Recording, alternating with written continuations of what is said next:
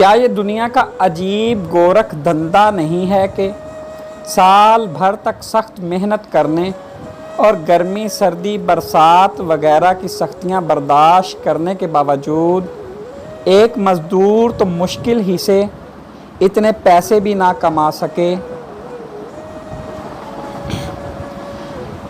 جس سے وہ اپنے اہل و عیال کی پوری طرح پرورش کر سکے،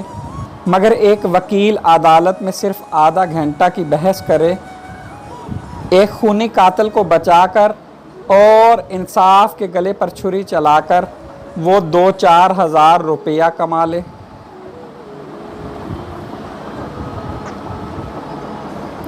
اپنے صحت و تندرستی کے لیے تمام شام کو فٹ بال، ٹینس اور پولو کھیلنے والوں، تم دیہاتوں میں جا کر ان کسانوں کا ہاتھ کیوں نہیں بٹاتے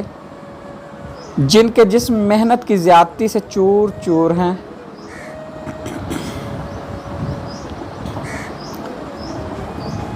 اللہ تعالیٰ فرماتا ہے کہ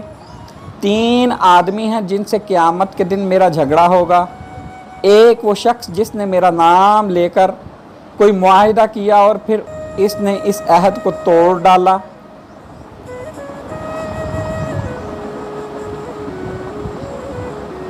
دوسرا وہ شخص جس نے کسی شریف اور آزاد آدمی کو اغوا کر کے اسے بیچا اور اس کی قیمت کھائی،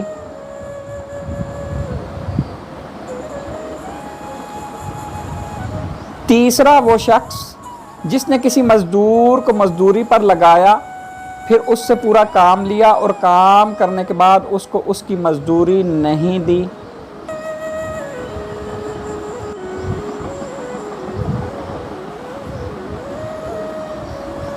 خود بعمل ہونا چاہیے، کیونکہ بغیر عمل کے دوسروں پر کوئی خاطر خواہ اثر نہیں پڑ سکتا۔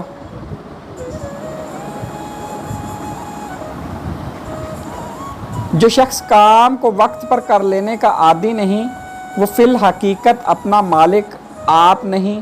ضرور اسے کسی دوسرے کا غلام ہونا پڑے گا۔